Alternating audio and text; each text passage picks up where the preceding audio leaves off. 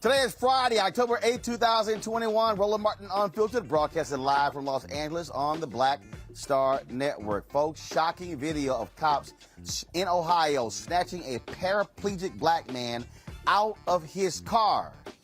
Was he charged?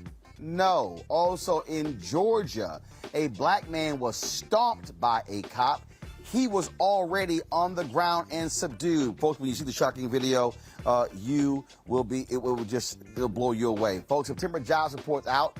Disappointing numbers. We'll talk with the black economist about what it means for black employment. Also on today's show, North Carolina State Representative Charles Graham announces his run for Congress. Boy, a really stunning video where this white candidate goes directly at the issue of the history of race and racism in North Carolina. Wait until you see this video. Also in our Education Matters segment, Bethune-Cookman University wants to reshape how business professionals transform the world economy. Folks, been a great show for you. It is time to bring the funk. I'm Roland Martin Unfiltered on the Black Star Network from LA. Let's go. He's got it. Whatever the miss, he's on it. Whatever it is, he's got the scoop, the fact, the find. And when it breaks, he's right on time and it's rolling.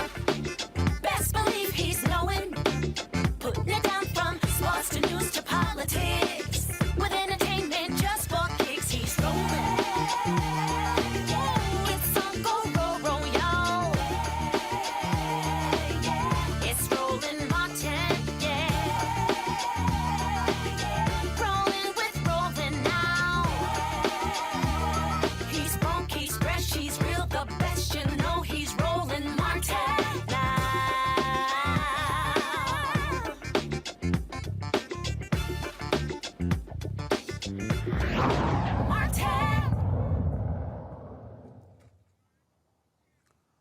The September jobs report dropped today. Not good news for black women. President Joe Biden talked to the nation about this month's report. Today, for the first time since March of 2020, the American unemployment rate is below 5%. In just 8 months since I became president, in the midst of a grave public health and economic crisis, the unemployment rate is now down below 5% at 4.8%. In total, the job creation in the first 8 months of my administration is nearly 5 million jobs. Jobs up, wages up, unemployment down. That's progress. And it's a tribute to the hard work and resilience of the American people who are battling through this pandemic, working to keep their businesses afloat. Now, that's overall, but what about black women? Dr. Christian Brody joins us right now. She is the Brookings Metropolitan Policy Program Fellow. Dr. Brody, glad to have you on the show. Jobs report in September does not look good for black women. Unpack it for us. Yeah, so I love what the president said, and he's absolutely right that we are seeing more increases during his presidency than under the previous person. But yeah, things do look good overall. 5.2% in August down to 4.8% in September. But the real problem is teens, right? So if we look across black people, we see that the rate for black women went from 7.9% in August down to 7.3%. That's good. We see a decrease there. For men, from 9.1 to 8. For teens, 17.9 down to 15.7. The rate did go up this month for Latino or Hispanic teens aged 16 to 19. It went from 15% up to 17.4%. And some of the reason for that is we are seeing more people coming into the labor force as UI and other types of benefits ran out. And so people are having to put their lives at risk of getting COVID in places where maybe there's not a vaccine mandate or a mask mandate and having to go back to work, particularly Black and Latino women who are overrepresented in these essential jobs that put them at risk.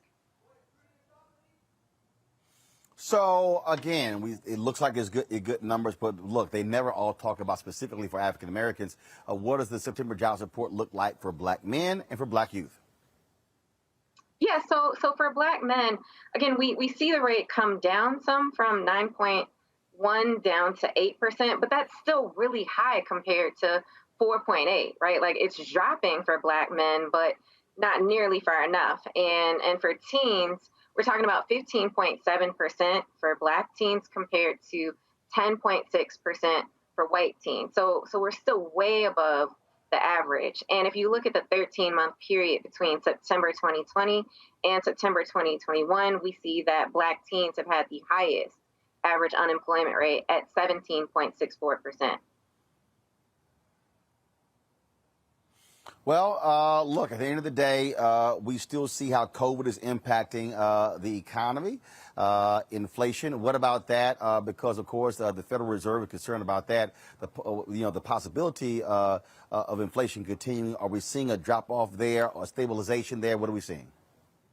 I think we don't really need to worry about inflation right now, and I'm sure some of my fellow economists would disagree with that. But with this many people that are out of work, and I would say that these numbers understate the actual unemployment rate. When you look at the number of long-term unemployed or people who have not looked for a job within the last 4 weeks because they haven't been able to find anything.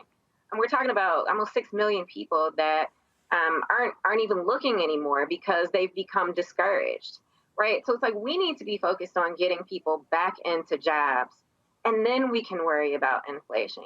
I think another thing to think about is the number of people that work. We're still seeing lots of people teleworking, and we know that Black and Latino people are underrepresented in those jobs. All right. Dr. Christian Brody, we appreciate it. Thanks a lot. Thank you. All right, let's bring in my panel right now. Of course, we have Michael Imhotep, host of the African History Network. Glad to have you here, Michael. Also on today's show, Tammy Allison. Of course, she is the partner attorney, and Kelly Bethea, communications strategist. Glad to have all three of you here. Michael, I'll start with you. The reality is this here. We could talk about the jobs report. The wages is still a hugely important deal. And so that is something that we still have to deal with. What folks are paying. You still have progressives fighting for $15 an hour, a living wage. We're still talking about how do we achieve race equity and inclusion for African Americans. And so, although President Biden, Democrats might be happy with that low unemployment number, it's always a different story for us as African Americans. Yeah, it's definitely a different story. And even though, I mean, right now, we're really dealing with a tale of two nations, so to speak, or a tale of two cities, so to speak, because at the same time that you have 10 million available jobs right now, you got 10 million available jobs. You also have people who say it's hard to find a job, they can't find a job, and you have employers begging for laborers. You have employers begging for workers, and we've seen an increase in wages. So one of the disconnects is because of COVID, there's more obstacles that people have to overcome, especially African Americans have to overcome to get to the job, okay? You may have had a car, and during COVID, you were down and at home, you let the car go.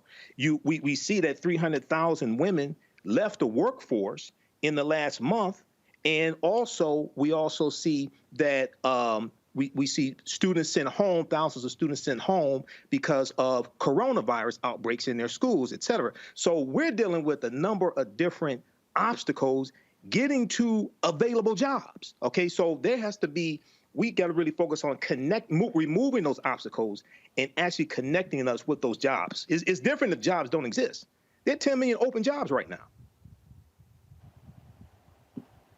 Kelly? No, I agree with Michael, but I also have to take into consideration the kind of jobs that are available and how people are actually applying to jobs nowadays. The pandemic brought to light just how valuable workers are.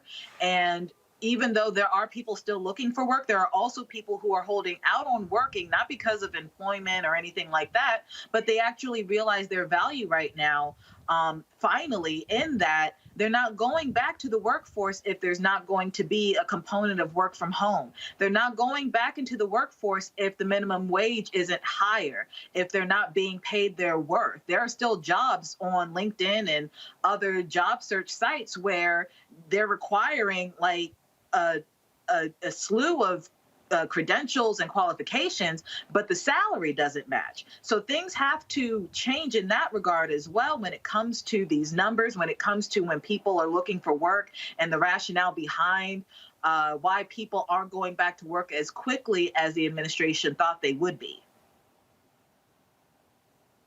Tammy?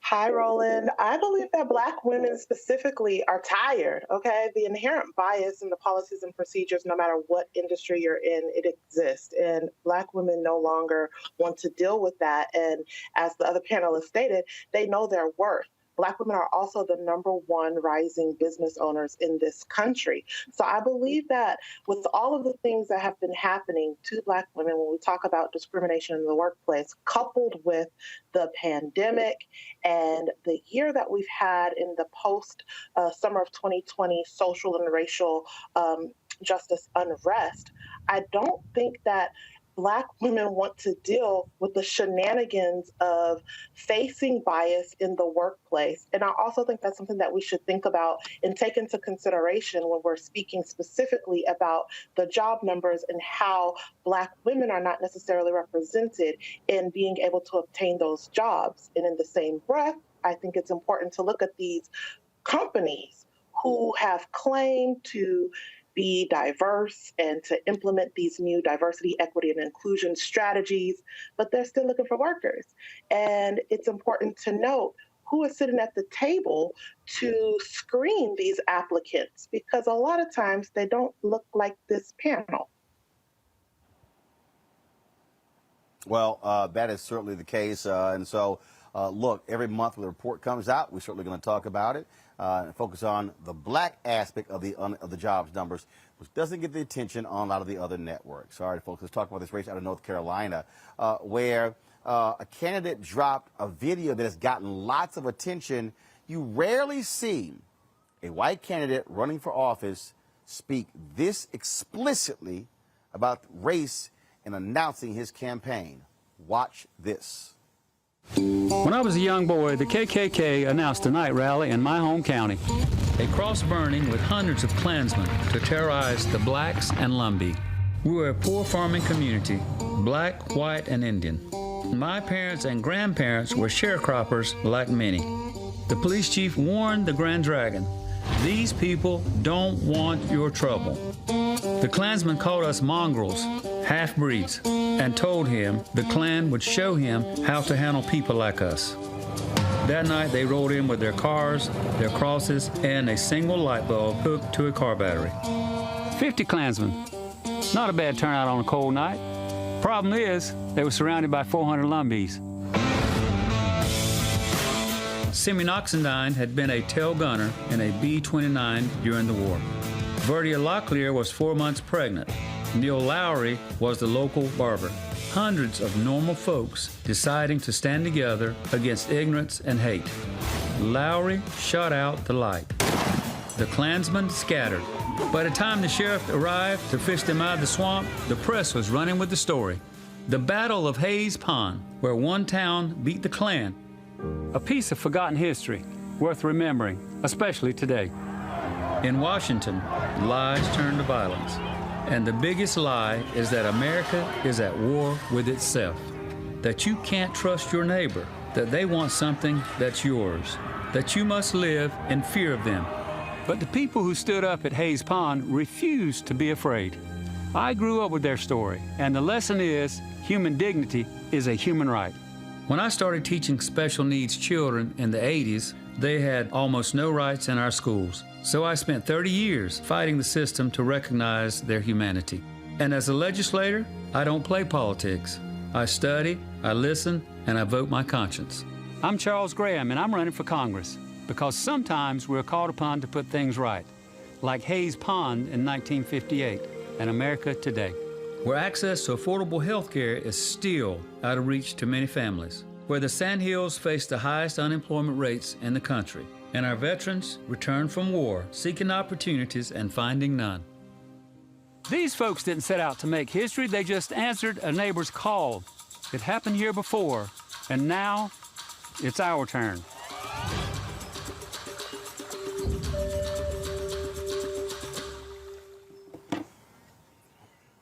Well, joining us right now is Charles Graham. Welcome to Roland Martin Unfiltered on the Black Star Network. Thank you, Roland. It's a pleasure to be on your program this evening. I don't know, Roland, how many times you've had a chance to have a sharecropper's son on your program and a grandson of sharecroppers. It's amazing to be here, and I'm honored to be a part of your program tonight. I'm a proud Lumbee, Roland, and I'm on. All right, then. All right. Well, I'm the only. Go ahead. So you're the only. Go ahead. The only in the North Carolina General Assembly, and I'm the only. Well. Excuse me. I'm sorry. Go ahead. No, go ahead. I'm proud to say that I serve on the American Legislative Black Caucus in my seat, and I want to tell you about our rollout. Roland, I'm very proud of it. I'm very proud of our message. And I believe. Well, it's gotten a lot of attention. It's got a lot of attention. Folks have been talking about it. And you were just very direct about this. And did you have any people who say, I don't know, Charles, maybe that's not how we open up? How did you say, no, this is how we're going to launch this campaign? Well, listen, my campaign is about unity, and this is what the Hayes Pond citizens demonstrated in 1958. We experienced people in this video coming together to fight hatred, to fight bigotry. And Roland, we moved forward to 2021 from 1958, and what do we see? We see the same type of bigotry, hatred, trying to undermine our democracy. The one difference between 1958, Roland, and 2021 is they weren't wearing sheets.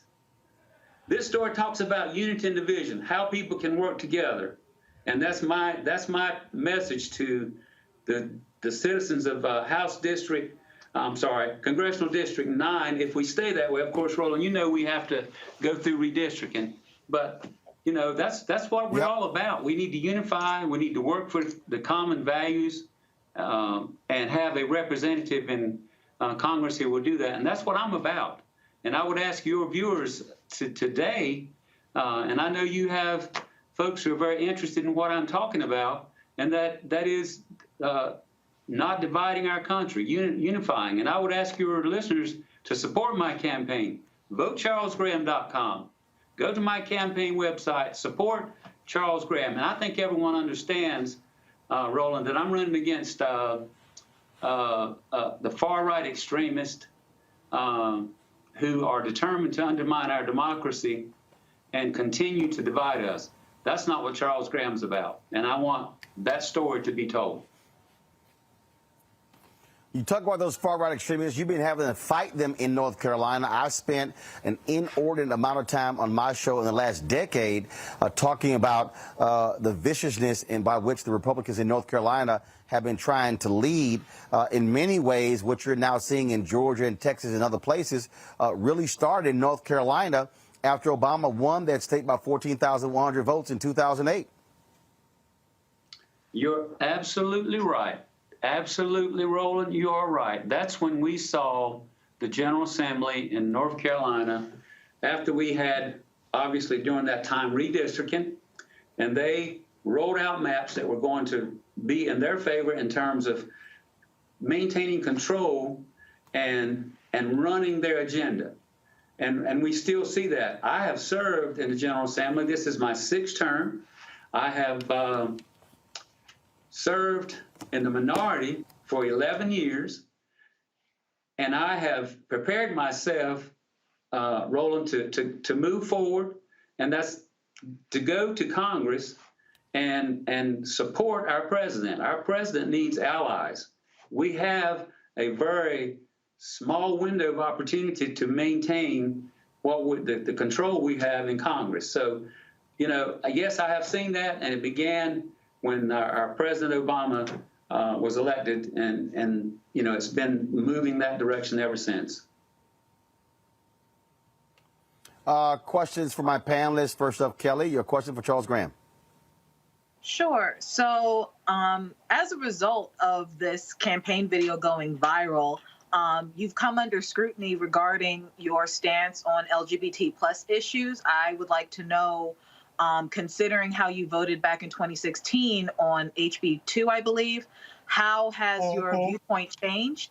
And what do you plan on doing once you get into Congress regarding those issues? Thank you for that question. After HB2, and I think it may have been 4 or 5 years ago, after that vote, I realized that that vote caused a lot of pain and hurt in the transgender community. I worked very hard after that to repeal HB2, was successful, and I want folks to understand that Charles Graham understands and has seen and experienced discrimination. When I was a young man playing baseball, playing sports, participating, I had the fellows who was participating on my team, they protected me from racism. I know what racism is, I know what discrimination is, and once I took that vote after and at this moment, I'm sorry, I apologize. And you don't hear too many people or too many politicians actually apologizing, and I'm sorry. And I'm running for Congress again to unite us, not divide us. And my tenure, hopefully, in Congress will be one that the LGBTQ community will be proud of, not discriminatory, and respecting their rights to coexist in our society. Tammy. Thank you, Roland. Mr. Graham, given the fact that your apology only came this past Tuesday, after other people pointed it out. How do you reconcile your recent apology with the other Democratic candidate that is running for Congress in your district, Ram Mohavid, I believe is his name, and the fact that he may not have the political backing like you? Myself, I did run for Congress here in Texas District 6, so I understand the importance for raising money to put out a commercial that is as polished as yours. And it takes a lot of money. And given the fact that you have been in the state legislation for quite some time, you have that financial backing, whereas your Democratic opponent may not have had it. So how do you reconcile that, given the fact that your opponent is more grassroots than you, and the fact that you have to be called out before you apologize for that vote? Well, you know, one of the things I'm proud to talk about is my experience. I'm an experienced legislator. I have worked on behalf of minorities in the legislature. I've also worked on bills that will support our communities, our poor communities, communities of minority. I come from a minority district. My district is 75% minority. I work within my Lumbee community, which I'm very proud to do. I work within the Black community, which I'm very proud to do. And the fact that I have the experience and I have the support of many individuals from the minority community. This rollout has been tremendous. And I am very excited to be able to allow people in this district and this state and this country to know who Charles Graham is. I am a man of color. I'm not one who will stand up on the floor and do what the sitting member did in Congress, and that is defy the President of the United States and not recognize him in a very important time when we're trying to get legislation passed, infrastructure legislation passed to support our families, our children. And it is certainly a time that we need to move forward, and that's my plans. I've explained my position. I'm certainly going to work in Congress on behalf of all citizens, including the LGBTQ community, including transgender rights. That is Charles Graham. My opponent would want you to think that he, along with his right-wing supporters, are in a position to do better things for people of color. That's not true. That's not true. And minorities, that is not true. And my intention is to work on behalf of all citizens. Yeah, I hope I answered your question. Michael. All right, State Senator Charles Graham. Hey, thanks for coming on today. Question for you: If you become a member of Congress, you're probably going to have to vote on bills like H.R. 40, which deals with a study for reparations to repair the damage of slavery and make recommendations, possibly Voting Rights Acts, possibly George Floyd Justice and Policing Act, or policing acts as well. What are your stances on issues and bills like that that directly impact the African-American community? And then also, when you said 75% minority population in that district, like what is the ethnic or racial makeup of that minority? Because minority is a very confusing term. Yes. Well, you asked two questions there, and I'll try to answer both of those questions. My district, Robeson County, southeastern North Carolina, is about 40% American Indian, okay, about 23% African American, and 25% Caucasian. We do have a growing number of Hispanics in our community, hardworking folks. Everyone in our county are, and here again, Robeson County in southeastern North Carolina is one of the poorest counties in the state and in the country. Yes. And I've been fortunate for the past 6 election cycles to have the support of my communities. I was very supported this last election cycle. I was the only Democrat statewide, national, presidential, governor. I was the only Democrat to win my district. And I think I have the confidence of the folks in my district who are, and as I said, approximately 75% minority. And your other question about supporting Black Lives Matter, any legislation coming forward to me in Congress, if I get that opportunity, I can guarantee you, and just don't mind telling you, don't know what the language would be, have not seen the bills, but Charles Graham will support any legislation coming to him that's going to uplift the lives of minority people. All right, Charles Graham, we surely appreciate it. Thanks for joining us here at Roland Martin Unfiltered. I'm sure I will be spending some time in your state, especially when it comes to that U.S. Senate position, trying to get a strong progressive voice in there. So I'm sure our paths are going to cross. Well, listen, I appreciate you having me on your program. I look forward to having you come to North Carolina, and maybe we can work on some things together. And I thank the panelists for their questions, and look forward to moving forward in the future. And VoteCharlesGraham.com. All right. Thanks a bunch. Take care. Thank you. Folks, going to a break. When we come back on Roland Martin Unfiltered here in Los Angeles on the Black Star Network, Dave Chappelle getting lots of criticism for his latest Netflix special. Well, a group of a black LGBT organization, they say, hey, he should apologize. Netflix should remove that special. Cleo Monago disagrees. We'll hear both perspectives next, right here on Roland Martin Unfiltered.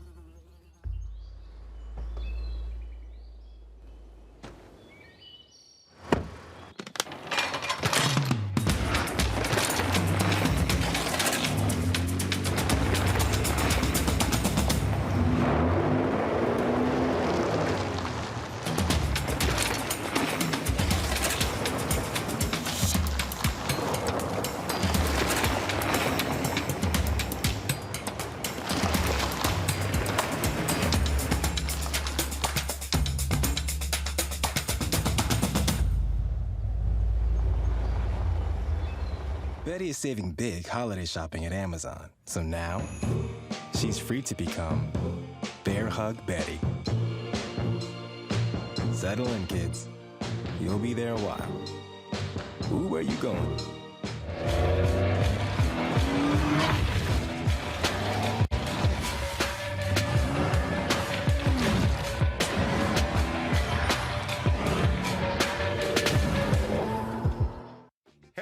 I'm Godfrey, and you're watching Roland Martin Unfiltered, and while he's doing Unfiltered, I'm practicing the wobble.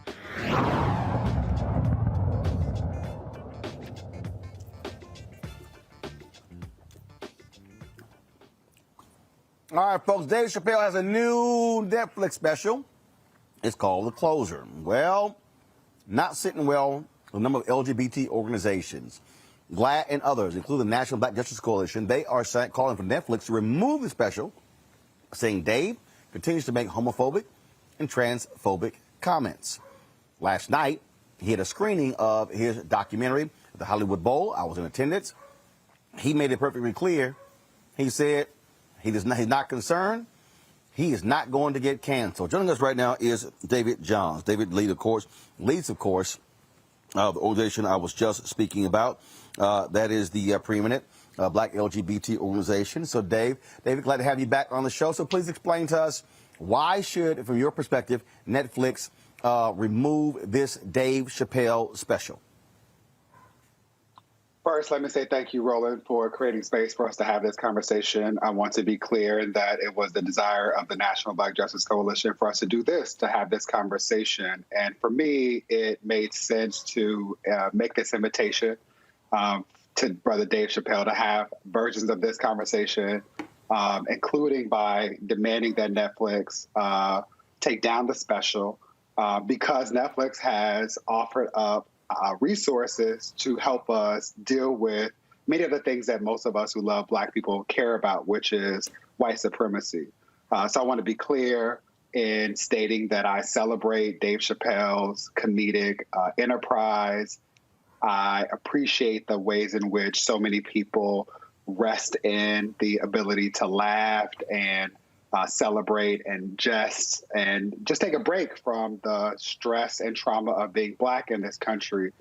And I continue to be astounded by what feels like a lazy attempt at this craft by someone who has demonstrated the ability to be a genius and forgetting that there are some of us who are also Black and LGBTQIA+. And so, again, all of this to say that I'm very well aware of Mr. Chappelle's comments about resting in the privilege that allows him to feel no regard for the implications of his comedy. And as someone who leads an organization that cares greatly about the overlooked and neglected needs of Black, queer, trans, and non-binary people, I'd like us all to do a little bit better. So how do you respond to folks who say, look, these are comedians. They talk about everybody. They talk about Black people. They talk about gay people. They talk about trans people. They talk about women. They talk about politicians. They talk about everybody. Many comedians say that's what comedians do. You're not going to a keynote speech. You're going to a comedy show. Right. What I would acknowledge is, okay, and the next step is to talk about then what, right? So comedy is an art form. It's a form of entertainment that, when we think about the ways that Dave Chappelle has shown up, provides entree, right? Opportunities for us to think more critically and to engage more responsibly with each other. And so for me in particular, I am very much interested in this because Brother Chappelle and I purport to care about Black people. And in particular, when the comedy could lead to Black people, in particular Black people who are women, who are trans, queer, non-binary, who do not have the privilege to say, I don't care what people are saying about me because they're millionaires and have deals with Netflix, right? When we're talking about everyday people who don't have those privileges, I remain concerned about the implications of the jokes or the art form. And let's just keep it a buck, right? We're Black people. And a part of this, what I've heard is people say, like, it's jokes. You should just be roasted. And there's two things that are important for me. One is that's about community, right? If I am in a situation where we're playing the dozens, we should be on equal footing. The ability for Dave Chappelle to make jokes about women and Black trans folks, which are a race when we assume that all queer, trans, and non-binary folks are white, diminishes the ability for people to actually engage in a conversation or to punch back or to otherwise respond. And ultimately, what I'm continuing to try and remind people is that I care about Black folks who are ignored and who are erased. It is the Black lesbians who are beaten in Chelsea because of white supremacy and then made to be victims because their accusers highlight the ways in which their Blackness overcomes the discrimination they experience as a result of their sexual identity or gender orientation. I remain concerned about Black trans students who are beaten in schools where people laugh at them and say that it is your fault, that if you had just shown up and been tougher and if you had not been sensitive, then this would not have been a thing. What I am concerned about is how people respond to the jokes, what people do as a result of the jokes. And to make this point particularly clear, there is a defense, a trans panic defense, which is often offered when Black trans women are murdered. I want to be clear that I offered this in the statement that I released, that MBJC released when this became a thing, which is to say that this matters at a point in time in which Black trans women are murdered at a disproportionate rate. That has happened every year since I've had the pleasure of leading this organization. And what I remain concerned about is that the murder, the violence against Black, queer, trans, and non-binary folks, the violence against Black women more generally is ignored when people say, oh, it's just a joke, you should laugh at it. There are some of us who don't have that privilege. And I would like for all of us to be able to have this conversation while celebrating that Dave Chappelle has the right to say what he wants to say. There are also some of us who should have the right to be critical of what it is that he says. You said something there where you said that you're playing the dozen, you have the ability to actually punch back. But the reality is, comedians are on stage all across the country, all across the world. Whether it's a Netflix special, whether it's the Laugh Factory, whether it's any comedy venue in Chicago and New York, Houston, they're all over the country. So is there a difference when a comedian says something and they're talking about anybody? Don Rickles ripped everybody. Lisa Lampanelli. I've heard people actually put on social media, they said if Bernie Mac was alive today, Bernie Mac would get canceled. Richard Pryor would get canceled. So is that part of this conversation? Are we establishing a separate standard? Are we trying to establish the same standard for comedians as we do politicians? Isn't that different being on the comedic stage?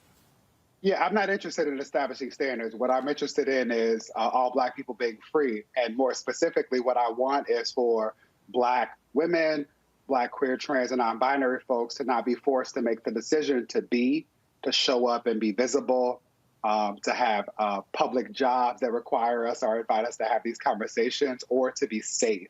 What is missed is that jokes about beating up lesbian women and not liking trans women because they have Adam's apples, or reducing trans people to their genitalia is often a factor in the violence that members of our community experience. And so what I'm interested in is a more meaningful conversation where Black people in particular who purport to care about Black people are more conscious of the ways in which white supremacy is operationalized, and we do a better job to acknowledge intersectionality. I want to be clear, to the extent that I believe that it has been lost heretofore, that I appreciate what I believe is Dave Chappelle saying that that the dragon he is attempting to slay is white supremacy. That is why this matters to me. That is why it was important for NBJC to engage in this discussion. We care about Black people, all of us being free. Now, to the extent that the jokes, one, dismiss or provide cover for or allow people to get away with violence against our community, that's a point in which we have an issue. And again, the invitation is for us to have more meaningful conversations about the ways in which people use jokes, our humor, our comedy, to dismiss the things that actually are meaningful and show up as barriers in terms of our ability as Black people to live self-actualized lives, to be free to other.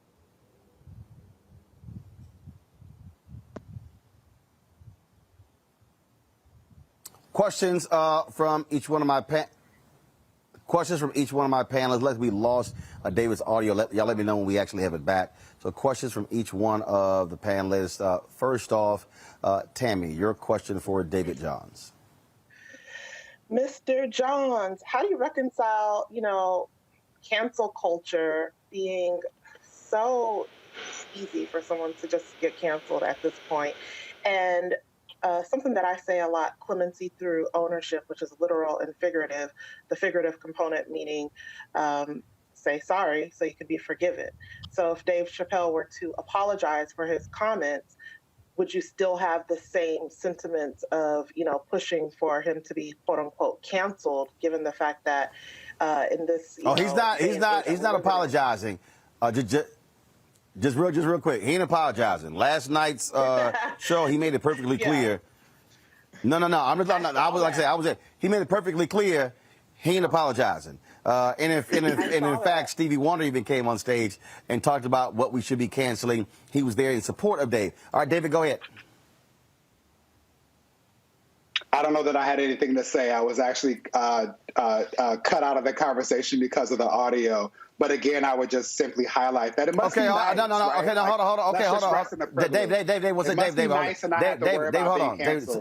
David, David, hold on. David, hold on. So you didn't hear a question?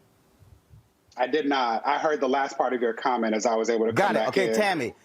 Hold on. So, Tammy, restate your question to David so we can answer. Please. Okay.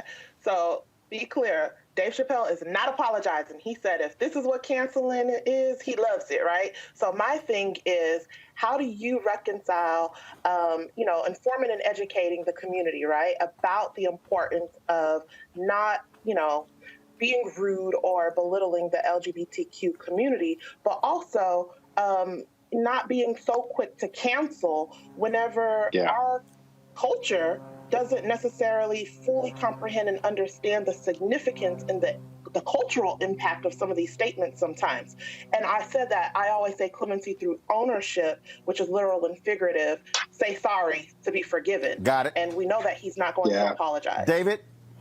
Yeah, I appreciate that, Tammy. Really thoughtful question. I want to acknowledge that this is not easy at all. There's no simple answer. I don't want to suggest that there is. I do want to name that it must be nice to rest in the privilege of being a millionaire who can say whatever you want without regard for how it might impact other people who do not have access to the privilege that you have been afforded to have access to, and just simply do and be and say. And again, what's challenging for me is knowing that the reality is that so many of us, not all of us, I don't purport to speak for all of us, but so many of us do not have that privilege. We are on track to have this year be the deadliest year with regard to the murders of Black trans women. And often, NBJC issues statements, much like the statement we issued around Dave Chappelle, around the murders of Black trans women that doesn't get a modicum of the traction or energy that this has received. And so my hope is that while Mr. Chappelle continues to do whatever he will do because he's privileged enough to do that, that we will continue to have these conversations. And that as a community of people who purport to care about Black people, that we will do better. Not only with regard to our language and with regard to how we have conversations with one another, but how we protect and support one another in more meaningful and measurable ways. Michael. All right. How you doing, David? Don't necessarily have so much of a question, but a comment and an observation here. And I've been reading this about Dave Chappelle. I haven't seen the special yet. One of the criticisms that he's getting is defense of comments that the baby made that people are saying were homophobic as well. And we know the baby got canceled and disinvited from different events. And the concern that I have is that when African Americans are dehumanized, whether it's in music, whether it's in specials called the N-word, B's, and things like this, the outrage doesn't take place to talk about removing that artwork that dehumanizes African Americans. But and very quickly here, so the baby got disinvited from different events and festivals for making homophobic remarks on stage that was not part of a song. It wasn't recorded, anything like that. But he got invited to the festivals after making songs that dehumanize Black people. And people are largely silent on that, okay? So that's the conflict that I have, okay? So, that's my perspective on this. Okay. No, I appreciate that. I appreciate that. Your thoughts on that? Yeah, I appreciate that. And for me, the problem with the jokes and the presentation of this conversation via this big platform is that it affirms this lie that all Black people are cis, heterosexual, and think and operate in the same way, and all queer people are white. And that is a lie. Right. And so if we step back from that, the thing that I find frustrating is that most people are now engaging in this conversation without regard for the fact that, as Dave Chappelle referenced, the baby shot somebody in Walmart and then rapped about it in a song where he told his child, I would do it again. That is a problem. We talk so much about violence in the Black community. I want to offer a footnote. There are so many people who have been introduced to NBJC for the first time. Welcome to what we do. We're not new to this. We engage in similar conversations when we're talking about Tony McDade, the Black trans man who was murdered the same week that George Floyd was murdered by the Tallahassee Police Department. We show up and talk about and support Jasmine Koenig, a founder of this organization who has been in this space before, to talk about Ed Buck, a perpetrator of violence, systemic violence against Black, queer, and same-gender-loving men in particular. We show up and talk about this with regard to Nigel Shelby and Black students who are bullied and suspended.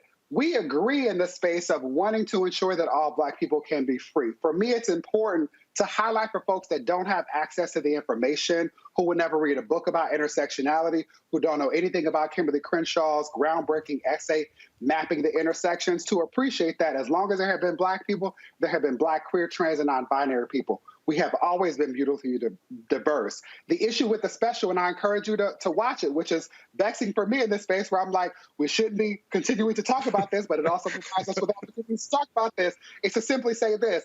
We agree. We're only having this conversation because Dave Chappelle says in the special, I care about Black people, and my issue is white supremacy. What is missed so often, particularly with regard to Mr. Chappelle's comedy, is that intersectionality is a thing. And there are Black, queer, trans, and non-binary and non-conforming people. And it is us, not white people. It is not white queer people. He talks about LGBTQ people as if they are white and talks about the movement that they are winning. It is them, white folks, who win, not us.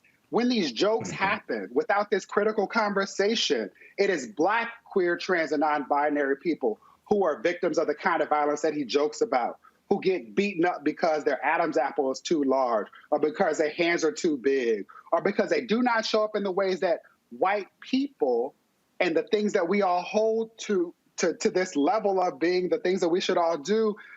When we are not able to achieve that, we are the victims of it.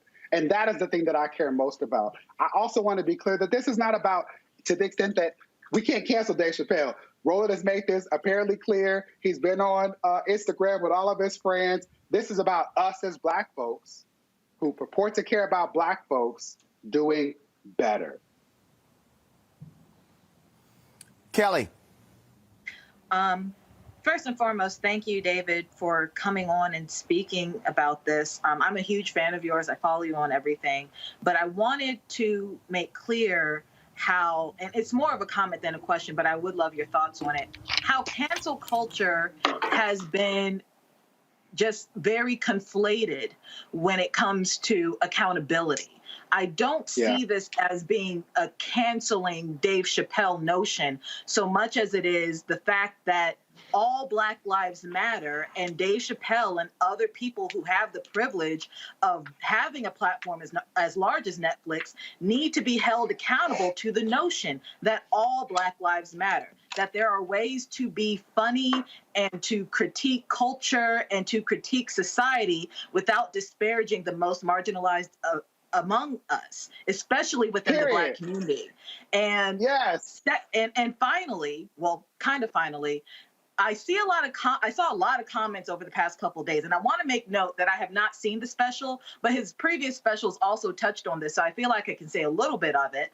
But the fact that people are saying, oh, you're violating his First Amendment rights, et cetera, people forget that the First Amendment was made to protect the most marginalized voices among the American body. So the fact that we are still silencing the most marginalized within the marginalized community that is Black people by saying that, you know, that Dave Chappelle is able to say whatever he wants simply because he's a Black man, that is a disservice to not only Dave Chappelle and the LGBTQ plus community, but it's also a disservice to how the First Amendment is supposed to be exercised. So it's like, why is it that the most marginalized among us have to remain silent when the First Amendment is actually supposed to protect them?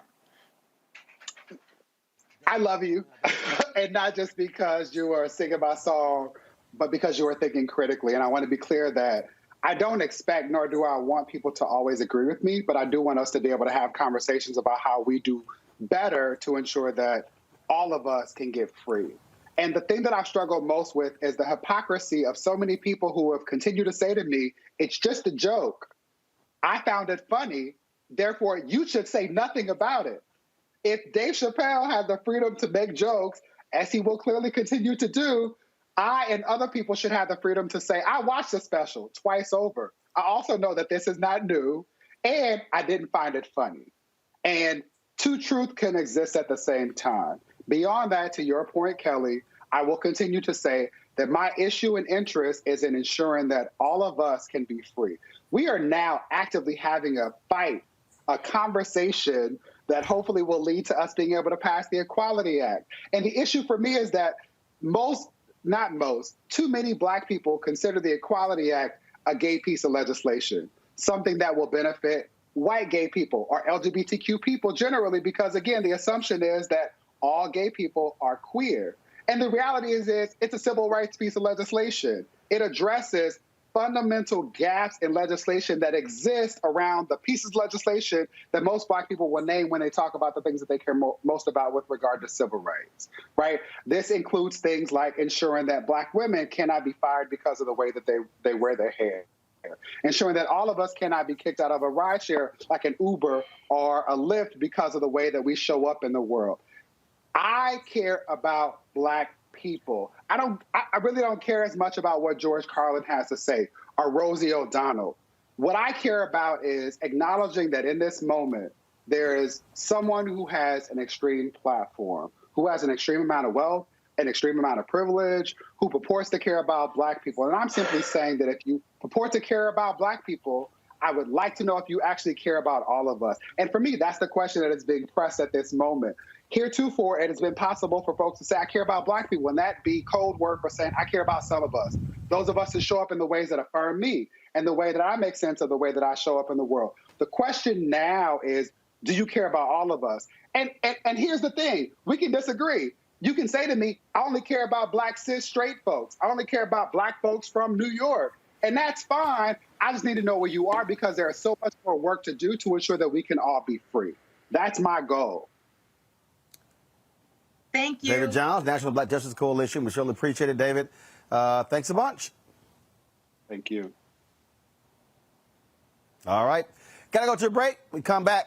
We'll talk with Cleo Monago, who is the senior advisor for the Black Men's Exchange. He has another perspective on Dave Chappelle, Netflix, and allegations of transphobia as well as homophobia. That is next on Roland Martin Unfiltered, broadcasting live from Los Angeles on the Black Star Network. Oh, that spin class was brutal. Well, you can try using the Buick's massaging seat. Oh, yeah, that's nice. Can I use Apple CarPlay to put some music on? Sure, it's wireless. Pick something we all like. Okay, hold on. What's your Buick's Wi-Fi password? Buick Envision 2021. Oh, you should pick something stronger. That's really predictable. That's a really tight spot. Don't worry, I used to hate parallel parking. Me too. Hey. Really outdid yourself. Yes, we did. The all-new Buick Envision, an SUV built around you. All of you. Hey everybody, it's your man Fred Hammond. Hi, my name is Brescia Webb, and you're watching Roland Martin Unfiltered. Ow. Well, I like a nice filter usually, but we can be unfiltered.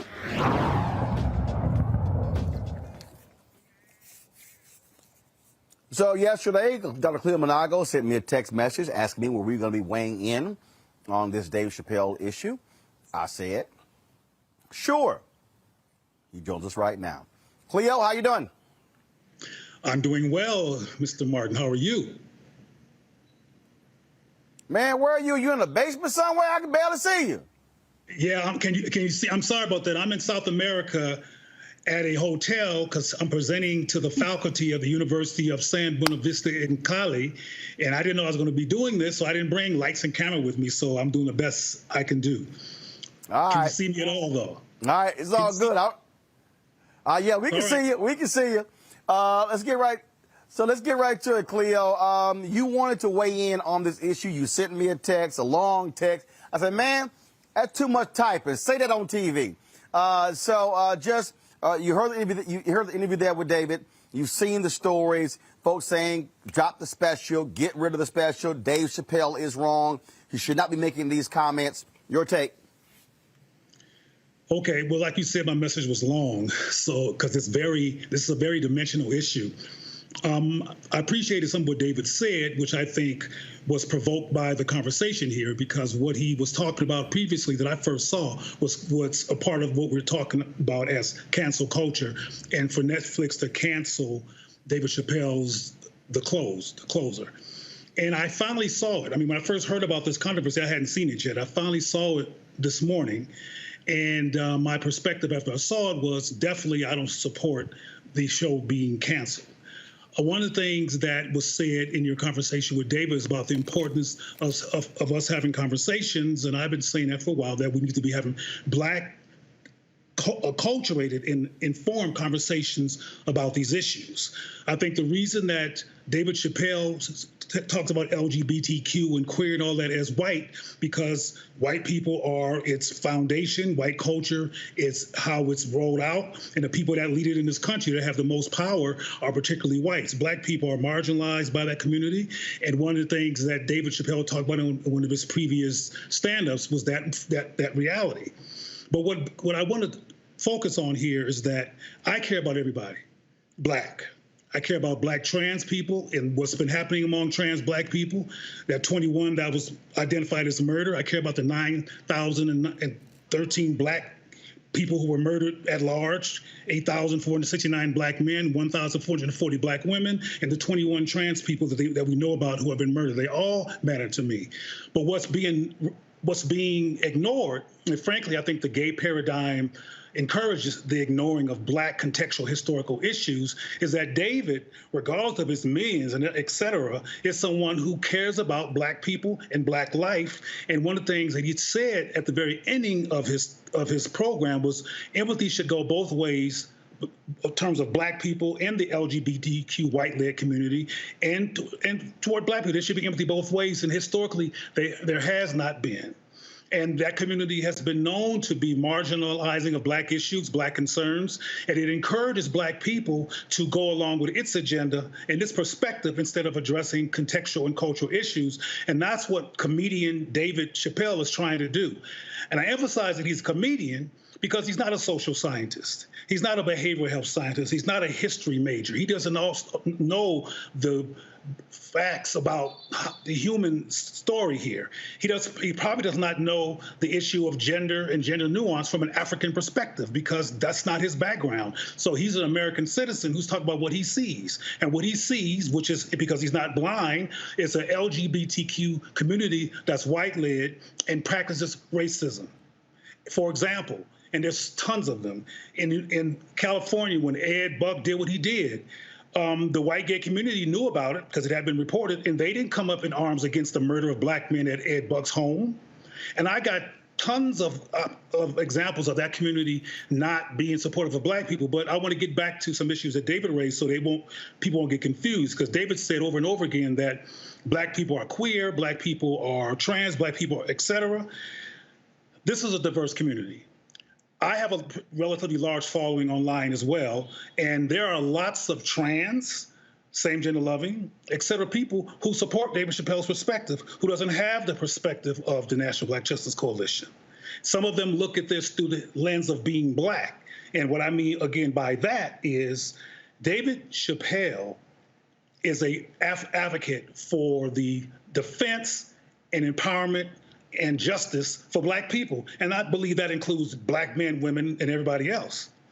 And as a result of us not considering that and looking at this simply from a gay defensive lens, we're not even looking at the fact that if you look at his special from the whole context, he had a very endearing and loving story about a trans friend of his. And that's not being talked about among the people who are critiquing him. And the very few times it is referenced is poo-pooed, because frankly, there's a tendency in this society to poo-poo what Black men say, whether they're millionaires or not, because this is an anti-Black society that does attack Black men. And I'll finish this tangent with this because I hope to respond to questions. One of the things that clearly concerns David Chappelle is Black manhood.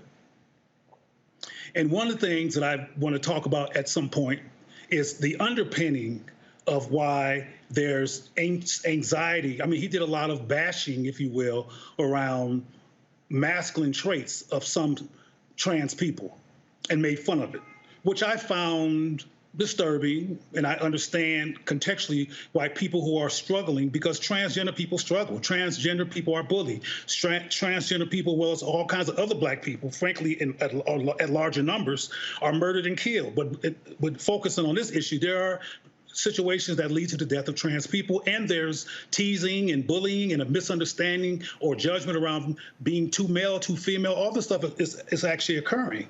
But canceling the likes of David Chappelle, cancels the opportunity to have a conversation about some of the things that's really causing Black people, including David Chappelle, anxiety along these lines. We're concerned about the emasculation of Black men. We're concerned about if what all Black men have gone through historically has led to gender confusion. I'm not saying that is my perspective. My perspective is nuanced, and I don't want to get into that now unless it comes out of some questions.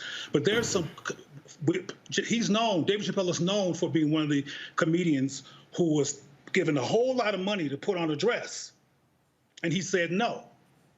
And instead of engaging meaningfully from a Black perspective why he said no, and what he was worried about, he was simply called femophobic, homophobic, transphobic. And that's what the LGBT community does. Even when Black people take on that paradigm, we don't engage Black anxiety and perspective around these issues to be educated about what's really going on. And if we did talk about the anxiety among Black people regarding the compromise of Black men, the impact of police brutality, the impact of castration, whether it's physical or social, all of these attacks on Black males, and now the particularly Black and male cancel culture. This is causing a rise in Black people some anxiety that is not being engaged and unpacked. Instead, folks are calling people homophobic and transphobic and canceling them. And just like with the baby, as I said when I talked about that, instead of getting on the baby's case simply and marginalizing him or re-marginalizing him like this country tends to do to Black men, we should have said, why did you say that? What inspired that perspective? What made you feel compelled at a concert that was not about homosexuality or sucking penises in the park? How did that come to mind for you, Jonathan? That's his real name. And the answers to that question, if he could actually bear them, would be very educational about what Black people are going through, what Black men are going through, what the anxiety is about this emasculation issue among Black men, which is at the core of some of David Chappelle's anxieties in comedy. All right, got it. Questions now from panelists. Tammy, first. And folks, I need tight questions, tight answers. Tammy, you're first. Thank you, Roland. And thank you, Roland, for giving us all this platform. I wanted to just ask you, how do you reconcile the fact that there have been other people that give underrepresented groups a voice and a platform who may have themselves been under the scrutiny of trying to be canceled, but people are not talking about that and the work that they've done to enhance Black culture, similar to Dave Chappelle? Is your question why is the cancellation of other people not coming up? Is that your question? Well, the attempts to cancel other people who have actually done good for the Black community, when I don't believe that anybody with a wide platform, with a large following, is intentionally trying to alienate the LGBTQ community. Well, let's put Mr. Chappelle in context. He's a comedian. People like him and Paul Mooney and others are allowed to tell some hard truths because it's going to be a punchline afterwards, and it's in the context of laughter, which is why he gets away with talking about such serious issues on a large platform. He is a comedian. We don't have people like Dr. Tommy Curry and other people who could break these issues down and could actually transform the Black community's behavior and consciousness, including the treatment of Black people who get a large platform. Instead of even canceling them, they're not even allowed in the door. The other people that you're talking about who are being canceled, whenever something affirms Black people, like the Arsenio Hall show did inadvertently, and other situations where Black people are affirmed, they are indeed canceled. And people from the LGBTQ community, et cetera, don't raise that issue, including a lot of Black people who have a profile. They wait till the LGBTQ issue comes up, and white people give them lots of profile and support so they can actually talk about their agenda, which is the LGBTQ agenda, which is pretty much a culture that's a white agenda. But I agree with you if I hear what you're saying, that there's an issue of Black people being canceled, period, and we should be concerned about that. But we should be more than concerned. We're relatively passive in the midst of our disrespect. The reason we're hearing so much about David Chappelle is because the force behind him is huge. It's called the white gay community, and they have a huge machine. So as someone said, I think Roland said earlier, his use of the N-word. We can add the B word. We can add all kinds of words that are insulting and divisive that he says that hurts black people in particular, like the N-word, that gets no critique. There's nobody trying to cancel over that. Well, that's white supremacy behavior. It needs to be looked at as well. Thank you. Michael, your question. Cleo Monagos, Michael Imhotep. Yeah, that was me earlier talking about the N-word. So this is my critique here, and you can comment on this. With the baby being canceled, disinvited from festivals for talking 2 minutes, homophobic rant, but has songs dehumanizing black people. He gets invited to the festivals. Dave Chappelle gets attacked for comments about transgender people, things like this, but no critique. No comments about him using the N-word, things like this. Talk about how is it that black people are the only ones who you can say anything you want to about, whereas anybody else, when you talk about them, you get out of pocket their consequences and repercussions.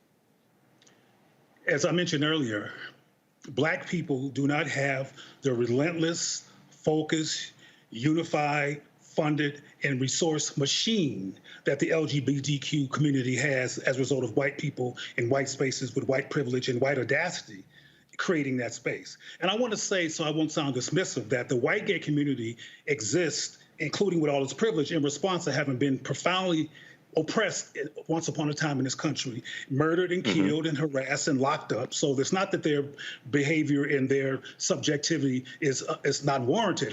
However, it doesn't include issues that are relevant to black people. But the bottom line is we don't have the machine. White supremacy has created a lot of conflict, a lot of people on different sides, including the LGBTQ identify and the black side, which is a bunch of black folks who should be getting together to resolve our issues across our collective. But we jump on bandwagons that get a lot of support sometimes because it's where the action is, it's where the money is, it's where the support is, where the media attention and where you can get some press. But that's what it is. When black people unlearn internalized white supremacy and learn to value diverse black voices and create a machine that actually will take no prisoners regarding what happens to diverse black people and are consistent and build institutions with that intent, like GLAAD and HRC does for gay people, particularly white people, we will have the same benefits, but we don't have that. We're divided. We have people who are powerful and who are doing great things within our community, but they don't get press. Not unless white people are benefiting from what we do, the press doesn't come. Right. All right. Thanks, Cleo. So I understand your point, but I'm failing to draw the correlation between what you've said and what David Johns brought up and what I've brought up and other people who have an issue with Dave Chappelle's remarks, in that while he was, making remarks against white supremacy and the like through his comedy and his commentary in this special, the problem isn't that he was just talking about the white LGBT plus community. It's the fact that in so doing, it's harming the black people within that community. So again, this is a marginalized within the marginalized community saying, hey, this actually hurts me more than my white counterpart. Can you stop? And yet and still we have people literally just saying no and screw you. So how do you reconcile the fact that it's black LGBT people saying this is hurting me?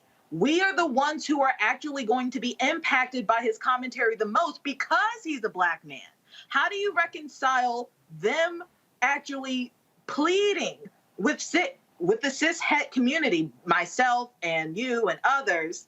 How are we to basically take them under the wing that is black people and let them know that we care? All right, well, that's a lot. And that's a very important question, though. It's a lot. But let me tell you this, or let me explain this. Let me reiterate that I care about all black people. And my work, not abstractly, but directly affirms same-gender loving, trans, and bisexual people, along with the rest of the black family. So we're not in any kind of conflict regarding the importance of affirming people who are same-gender loving, et cetera. But a word that you mentioned is key. you talked about that black people are being harmed. Now, before I get to how universal the harm is, I want to mention to you that David is a powerful, articulate brother who came on here and raises issues. And David is one person, just like I'm one person. There's not no one perspective on this. There's lots and lots of same-gender loving, including trans people, who are not bothered by Dave Chappelle, who indeed support Dave Chappelle. The white transgender person who committed suicide that he referenced, their family openly supports David Chappelle. So, and there's another well-known comedian named Flame Monroe, who's transgendered, who supports David Chappelle. So I want to make it clear that this is not a monolithic perspective. The National Black Justice Coalition is one organization, and there's other organizations with different perspectives, including the Black Men's Exchange, which doesn't share in terms of absolute precision to perspective of National Black Justice Coalition. Where we agree is that same-gender loving people, et cetera, trans, et cetera, should not be harmed. It should be allowed to be free. We agree there. However, the platform and the container in which we get to that point, we disagree with. I want to make sure that I talk about the harm. And I almost got emotional when I said that. In short, the white LGBT community and its paradigm prowess in politics has done harm to black people.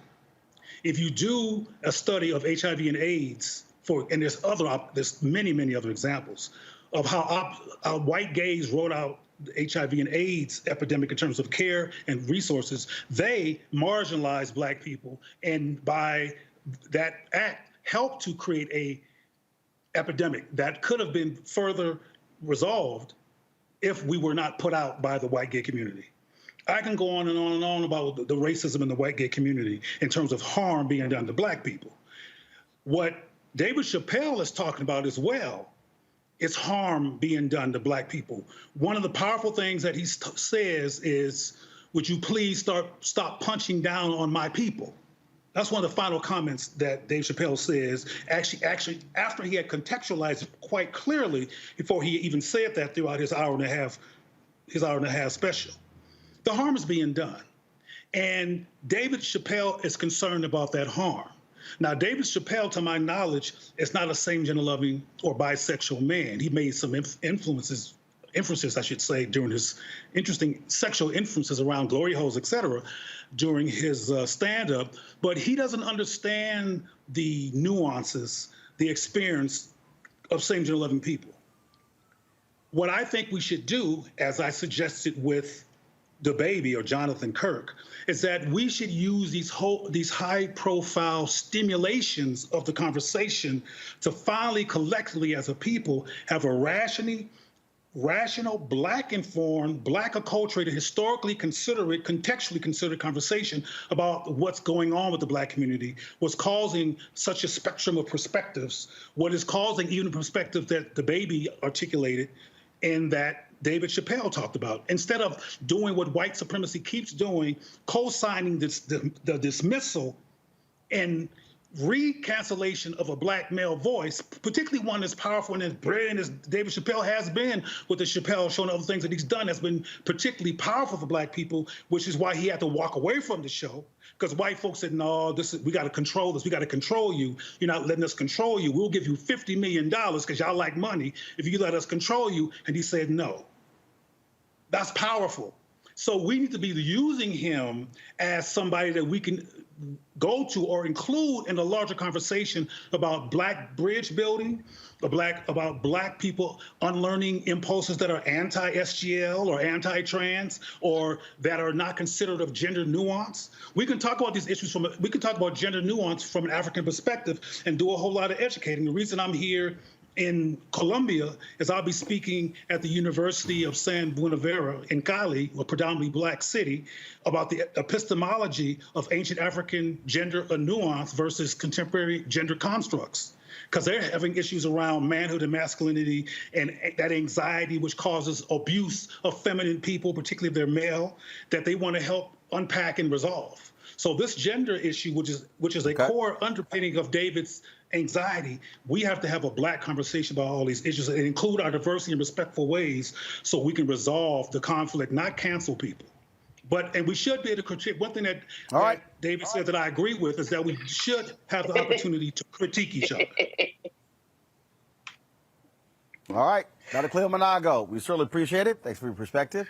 We shall see what happens, but like I said, Dave made it clear last night, he does not care about people saying cancel him. He was real clear. Thanks, Cleo. Thank you for the invitation. Thank you all. Got to go to a break. More Roland Martin Unfiltered on the Black Star Network. We come back.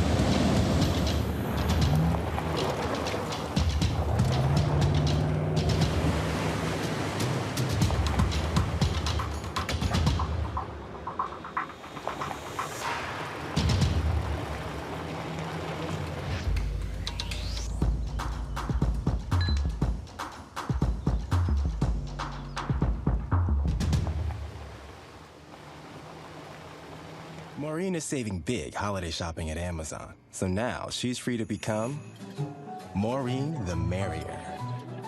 Food is her love language, and she really loves her grandson. Like, really loves. Hi, I'm Kim Burrell. Hi, I'm Carl Payne. Hey, everybody, this is Sherry Shepherd. You're watching Roland Martin Unfiltered.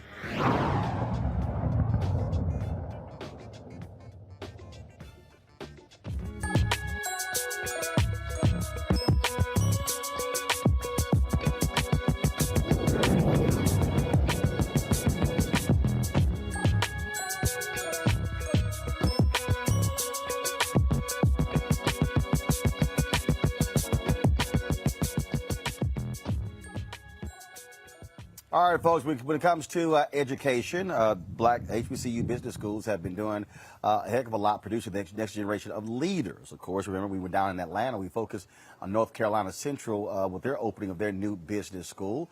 Bethune-Cookman, they have a new head of their business school there. Dr. Lawrence Drake heads up Bethune-Cookman's College of Business and Entrepreneurship. Dr. Drake, glad to have you, Roland Martin Unfiltered. Good to be here, Roland. Business has changed for a lot of people. The focus has always been going into corporate America, but we are seeing more and more people choose to be entrepreneurs, starting up businesses. And so what is going to be the focus on your tenure as dean? Well, the focus is actually to ensure here for the 20%. And that's for me and reshape the way. Doc, hold tight 1 second. Doc, hold on. We really have some bad audio issues. And so we're going to try to fix that. I'm going to another commercial break. Folks, fix his audio. Then we'll come back and talk to the new head of the business school at Bethune-Cookman back on Roland Martin Unfiltered. Oh, that spin class was brutal. Well, you can try using the Buick's massaging seat. Oh, yeah, that's nice. Can I use Apple CarPlay to put some music on? Sure, it's wireless. Pick something we all like. Okay, hold on. What's your Buick's Wi-Fi password? Buick Envision 2021. Oh, you should pick something stronger. That's really predictable. That's a really tight spot. Don't worry, I used to hate parallel parking. Me too. Hey. Really outdid yourself. Yes, we did. The all-new Buick Envision, an SUV built around you, all of you. It's time to be smart. Roland Martin's doing this every day. Oh, no punches! Thank you, Roland Martin, for always giving voice to the issues. Look for Roland Martin in the whirlwind, to quote Marcus Garvey again. The video looks phenomenal, so I'm really excited to see it on my big screen. Support this man, Black Media. He makes sure that our stories are told. See, this difference between Black Star Network and Black-owned media and something like CNN. I got to defer to the brilliance of Dr. Carr and to the brilliance of the Black Star Network. I am rolling with Roland all the way. Honored to be on a show that you own. A black man owns the show. Folks, Black Star Network is here. I'm real revolutionary right now. Roland was amazing on there. Stay black. I love y'all. I can't commend you enough about this platform that you've created for us to be able to share who we are, what we're doing in the world, and the impact that we're having. Let's be smart. Bring your eyeballs home. You can't be black-owned media and be scared. You dig?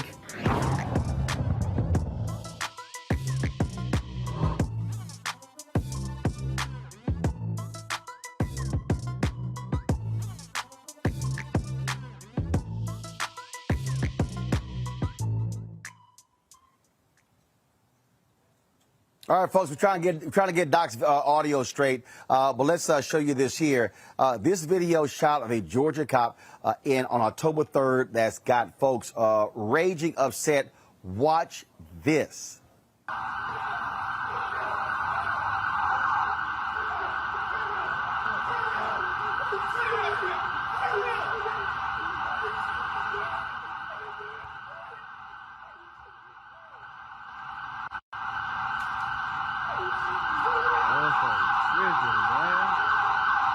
They just stumped that man, man. He just stumped that nigga. He watching it, bro.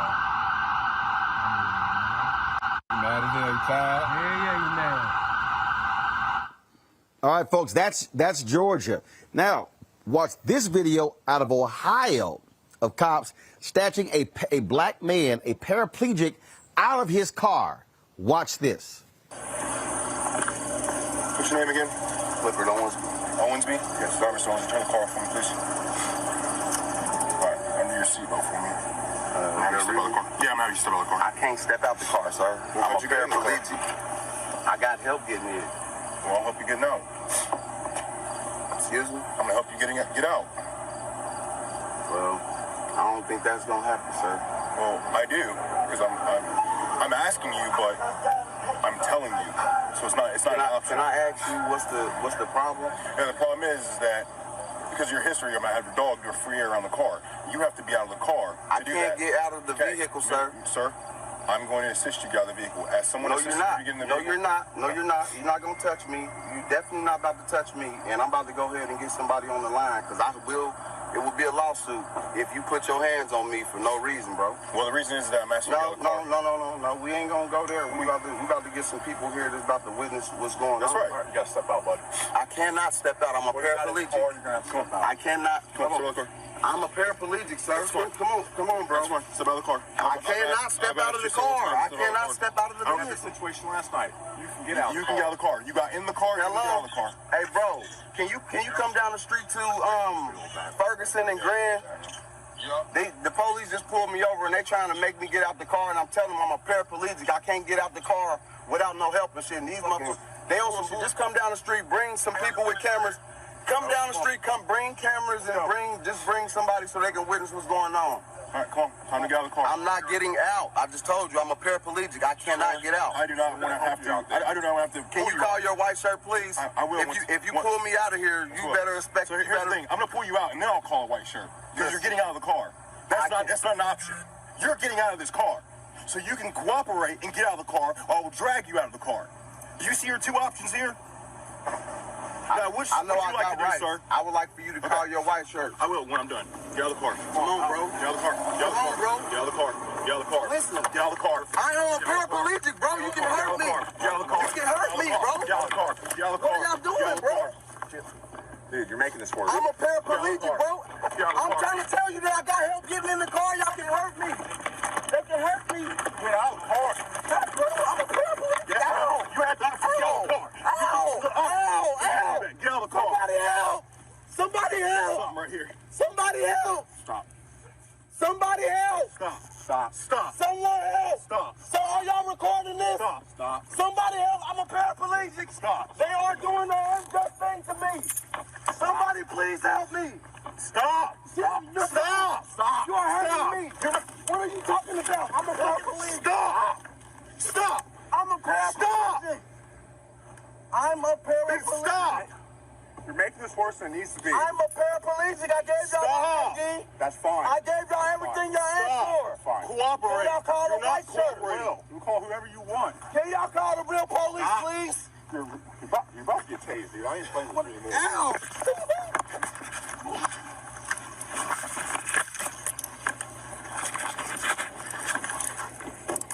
it so much harder than what it has to be.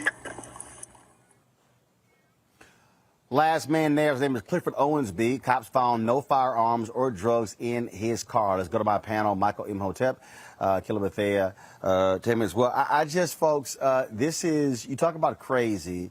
Michael, I'll start with you. The behavior of police officers. And when you look at this particular, with the brother who's a paraplegic, it's saying, well, we know who you are. We're going to be looking in your vehicle, things along those lines. And the crazy thing to me, Michael, is that they found nothing. And guess what? He hasn't been charged. Yeah, you know, Roland, I posted this video on the African History Network last night. I saw it on D.L. Hughley's Instagram page, and I posted it on our fan page, and people have been commenting on it. And, you know, I had a lot of questions here because, one, I was wondering, okay, the officer said, we know your history or something like that. What he said was a little muffled, and I'm trying to figure out, okay, what's really going on here? And then I was trying to figure out, why was he pulled over in the first place? Okay. And then the other thing I wondered, when you deal with a paraplegic, because I know this probably isn't the first time that they dealt with a paraplegic, what's the procedure? Because depending upon, you know, why they're paralyzed from the waist down or what have you, you could injure them trying to pull them out the car. So, you know, injure them further. So, well, no, actually, according to Clifford, he had an injured back before, and this re-injured his back. Yeah, you know, I don't think it appears. I don't know the full story here. It appears those officers should not be on the street. It appears they should be fired because it didn't have to go down like that. He could have called a supervisor, et cetera. He could have talked. If Clifford had been white, I don't think they would have treated him like that. Kelly. I mean, I get sick and tired of seeing videos like this regularly, and the fact that they keep happening is just all the more disgusting. But the fact that how many times did this man need to say he's a paraplegic for you to get through your thick skull that he is not capable of getting out the car in the fashion that you wish he should get out the car? Further, he shouldn't have been having to get out the car in the first place, whether he's a paraplegic or not. This is just the prime example, a prima facie case of gross negligence, because he did everything he was supposed to do as a citizen regarding his interaction with the police officer, and the police officer himself and his partner, it looks like, did everything that you could possibly do to be a jackass, basically. Like, they were not doing their jobs to the fullest extent of the law at all. There was absolutely no reason to harass this man, no reason to drag him by his hair out the car. I mean, just the level of humanity that was not used in this situation is absolutely disgusting. They need to be up under the jail. Tammy Allison? Roland, I think that we're all exhausted and tired of seeing these types of videos and body cam footages. Luckily, we do have the officer's body cam footage in this instance, but from the man explaining that he's a paraplegic over and over again, to correct my fellow panelists, as a federal attorney, the correct terminology is excessive use of force by the police officer. And my other panelists, it's not necessarily the answer just to fire them, because as we've seen in various cases, even if they attempt to fire these officers, those unions protect them, and a lot of times they get their jobs back, and they're even able to get jobs elsewhere. The issue here is that there needs to be widespread legislative changes.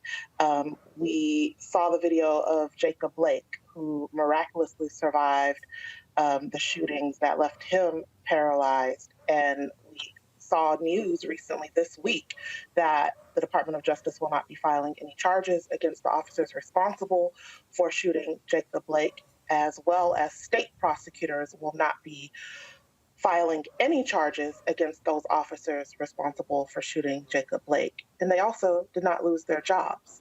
So there has to be some type of legislative change. It's easy to say to fire these officers. It's easy to speculate, but unless there are people sitting in positions in Congress that are willing to speak up and use their voice and actually make some type of impactful change, we're going to keep seeing these very horrific instances of excessive use of force by police officers. And it's very rare that we ever see them actually serve any type of sentence. And as we see the conviction and sentence of Derek Chauvin is something that, we all breathe a heavy sigh of relief for, but we all breathe that heavy sigh of relief because we all know that it's so extremely rare to actually see any type of justice in these types of situations.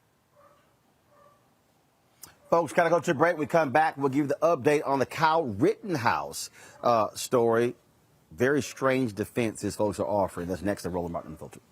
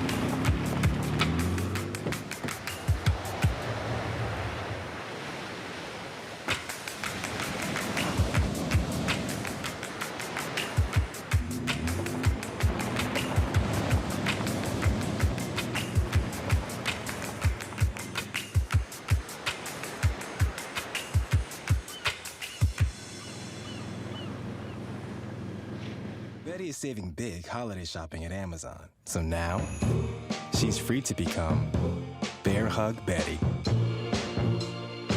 Settle in, kids. You'll be there a while. Ooh, where you going?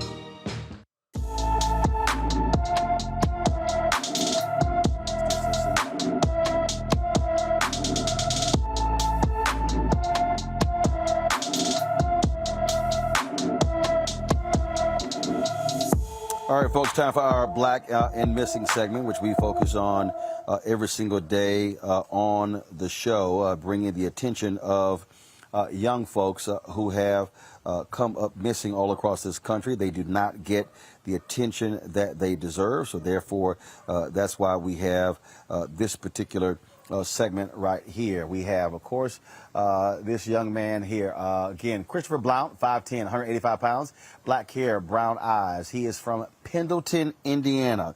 Pendleton, Indiana. This has been one of those stories, again, that gets lost in the shuffle. You don't have the level of attention that goes there. And so if you have any information about this brother who has been missing for quite some time, folks, we want you to alert authorities, please. And so let me just want to find the number here. Let's see here. Give me 1 second. I'm pulling up the script right now to give this number here. Do we have the number on the screen, please? If we do, 765-642-0221, 765-642-0221. That is the Madison County, Indiana Sheriff's Office. So please give them a call. All right, folks. In the case of Kyle Rittenhouse, the young white man who shot and killed someone in Kenosha, Wisconsin, his attorneys are offering quite the interesting defense. They are saying that Rittenhouse should be, first of all, he was using if y'all want to say it's crazy, a hunting law. Let me take my time with that. They're suggesting that a hunting law, okay? Now, shot the people, 2 dead, okay? They're saying that the Wisconsin hunting laws allowed him to carry assault weapons during the 2020 fatal shooting. What the hell, Tammy? The hunting laws? Was he hunting? He wasn't hunting animals. Are they suggesting that the hunting laws in Wisconsin allow for him to hunt people? What the hell is that? hunting Black people that were protesting the shooting of Jacob Blake that I was just talking about, and this 17-year-old crossed state lines with this hunting weapon to hunt down protesters, people that were exercising their First Amendment rights to protest. And the defense attorneys also tried to say that it was self-defense, but yeah, the protesters did nothing. And from my recollection, I think that he had initiated some type of contact with some of the protesters, and someone like threw maybe like a plastic bag at him. And to use this hunting weapon against them, it's just ridiculous. And, you know, I know that there were some pretrial motions with the judge, and the judge trying to take some matters under consideration is what the judge said. In my experience, again, this is state court. In my experience in federal district court, you don't usually see a judge, you know, take something, you know, under consideration to actually think about letting the defense bring up, you know, this hunting thing in his age. Usually you see it whenever they're in trial and maybe the judge is taking a matter under advisement until there's additional information with a pending motion. But this is wild. Kelly, this is quite strange. I mean, you hear all kinds of defenses. This is probably one of the strangest ones I've ever heard. Certainly strange, but also expected when you're talking about people who do not care about Black bodies and Black issues at all. I mean, we're talking about hunting Black bodies, which was a thing, you know. I do not hold anything past white people, specifically racist white people in this regard. I don't have much else to say about that other than it's sadly expected. Michael? Yeah, this is an example of a defense attorney knowing that they're desperate. So the first question that you would ask is, okay, so what was he in the middle of the street hunting? Second question, because the assistant district attorney Thomas Benger said, okay, did he have a certificate to hunt? Did he have a hunting license? Okay, so prove that. What was he in the street of Kenosha hunting, and did he have a legal license to hunt? Okay, and he said if that's their argument, go ahead and make that argument. So this is an example of how you know your client is in deep sugar honey iced tea. You're just trying to make stuff up. And can we not forget that? This man, they raised $2 million for this man, Kyle Rittenhouse, the 17-year-old, okay? And then the officer that actually donated about almost $50,000, okay? He donated money. And then the people donated money to the officer that was filed for donating money to Kyle Rittenhouse. This is just shenanigans, just disgusting, gross, ill.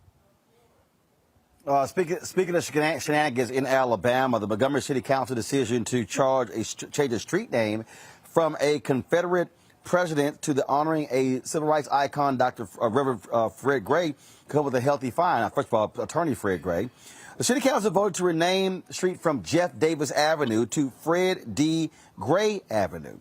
Well, the unanimous vote could prompt a $25,000 fine as a result of a 2017 Alabama state law that says cities or counties could not make any changes to Confederate monuments without state approval. Mayor Stephen Reed said donors have already offered to pay the penalty on behalf of the city. Fred Gray, of course, is 90 years old. He served as the attorney for Dr. King for Rosa Parks. An exclusive interview I did with him is available, y'all. I don't know why we're using photos of him. We got the B-roll. I did a whole 1-hour interview with him. So if y'all go to Black Star Network, yeah, why are y'all using photos of Fred Gray when I talk to the man? Lord have mercy. Anyway, y'all want. I'm just saying. I mean, you know, if you got a TV show, you use video. So if y'all want to see the actual video of Fred Gray, go to the Black Star Network, exclusive. It's on the app. Download the app, phone, Android, Roku TV, Apple TV, Amazon Fire Stick, Xbox, Samsung, all of them, to y'all watch the actual video interview of Fred Gray. Don't ask me why we're showing still photos. I don't know. I cannot think of everything, y'all. All right. That shows you right there how these people in Alabama are so stupid. Republicans love talking about local control, but they really didn't want the people to have local control, Michael, over their own city. That's how racists roll. Well, keep in mind, Alabama was one of those former Confederate states that took up arms against the Union to maintain slavery and committed treason based upon Article 3, Section 3 of the U.S. Constitution. So, I mean, this is Alabama. I mean, you look at the 1901 Alabama state constitution, they changed the state constitution to institute poll taxes and literacy tests to suppress the African-American vote. So, yeah, they should go ahead and pay the fine. Fred Gray, fantastic man. He filed the lawsuit of Browder versus Gale, February 1st, 1956, that ended the Montgomery bus boycott, because that case went all the way to the U.S. Supreme Court, and that's what ended the Montgomery bus boycott December 20th, 1956. So, absolutely, he deserves it. Kelly? Yes. Kelly? I mean, the fact that people are fighting so hard to not give a living Black man his flowers, I mean, again, it is sadly expected, especially coming from a jurisdiction such as Alabama. But it won't be like that for much longer. He's going to get his flowers come hell or high water, and I look forward to the day that the name is changed and all is well. Tammy? Hey, Roland, listen, this is why I be talking about, like, we need representatives that are not too scared to talk, okay? We got all these people that are running for office, but y'all scared. You got to talk, okay? Because this is some law that is on the books, and this is some stuff that needed to have been addressed before, you know, this fine came up. You know, like, yes, people are going to pay the fine, but as my very esteemed panelist stated, you know, Alabama is the state that sued the Department of Justice during the Obama administration when Eric Holder was the Attorney General, which resulted in that 2013 Supreme Court decision that reversed the Voting Rights Act that we're now fighting for because the Republicans found the loophole for it. But let's be very clear to all of our progressive, quote-unquote, Democrats. That happened during a Democratic administration, during a Democratic Attorney General, and not until the Republicans found that little loophole is it now that we're speaking up and addressing the Supreme Court decision of 2013 that got these states discriminating against underrepresented groups. We need to be very clear. Yes, that was the state of Alabama, so we should expect shenanigans from the state of Alabama, but we also should be trying to strategize just like the Republicans be strategizing and beat them at their own game. All right, folks, got to go to a real quick break. We come back, I'll tell you what we're doing in L.A. and how you're going to see that on the Black Star Network. That's the final item. Back in a moment. Oh, that spin class was brutal. Well, you can try using the Buick's massaging seat. Ooh, yeah, that's nice. Can I use Apple CarPlay to put some music on? Sure, it's wireless. Pick something we all like. Okay, hold on. What's your Buick's Wi-Fi password? Buick Envision 2021. Oh, you should pick something stronger. That's really predictable. That's a really tight spot. Don't worry, I used to hate parallel parking. Me too. Hey. Really outdid yourself. Yes, we did. The all-new Buick Envision, an SUV built around you. All of you. All right, folks, we've had an absolute fabulous week here in Los Angeles. Of course, we kicked everything off with the George Lopez golf tournament. We've been, of course, having fun, hanging out doing that. But while when I wasn't playing golf, we were also doing some great interviews as well. And so we're going to be launching that. So one of the shows we're going to be launching is, Rolling with Roland. That's right. So we've been doing these 1-hour interviews, and we have been just, first of all, having a ball, y'all, with doing these interviews with a lot of different people. I want to show you some of these photos we've been doing. And so November 1st, we're going to debut on November 1st when we were in here last time. So right here you see Damaris Lewis. She, of course, is actress, model, and so you've seen her work. Y'all see the iPad? Let me know if you see it. There we go. Yes. So she was one of the folks we sat down and talked with. We've also had my man Matty Rich. Matty Rich, y'all have got to see this interview. An emotional Matty Rich when I connected him with Spike Lee. Also here, Michael Ealy. I had a great conversation with Michael Ealy. Yo, man, absolute, a lot of laughs there. My man, Laz Alonso, we talked to him. We also talked to Sherry Shepard, Guy Torrey, as well as Johnny Gill, as well as Dondre Whitfield. And so that was, we did this time. Last time we were here, we talked to Glenn Turman, Richard Lawson, Jeffrey Osborne, Michael Collier, Jack A., Bill Duke, and I'm missing somebody. Who else did we talk to? Oh, Mario Van Peebles. And so, folks, so the show's going to be called Rolling with Roland, a 1 hour interview, absolutely conversational, no agenda. You have no idea where in the hell we went with it, and some great conversations. And trust me, y'all are going to really love it. And so that's going to be launched November 1st. November 1st. Only on the Black Star Network. You must download the app. I'll be unveiling some other shows. I'm talking to folks next week, and so we'll be letting you know what those shows are as well. So a lot of things happening. You see what we're building. That's why your support matters. So please download our app, the Black Star Network, all available platforms. Also, join our Bring the Funk fan club, where every dollar you give goes to support the show. Cash App, $RM Unfiltered. PayPal.me/R Martin Unfiltered. Venmo.com/RM Unfiltered. Zelle is Roland at RolandSMartin.com. Roland at RolandMartinUnfiltered.com. Tammy, Kelly, Michael, so appreciate it. Thanks a lot. We always end the show, folks, showing you members of our Bring the Funk fan club. We appreciate all of you. Everybody who's given them, no matter what the amount, you all matter to us here. So for all of us, for the Roland Martin Unfiltered Black Star Network West Coast crew, I'll see y'all guys on Monday from Washington, D.C. Holla!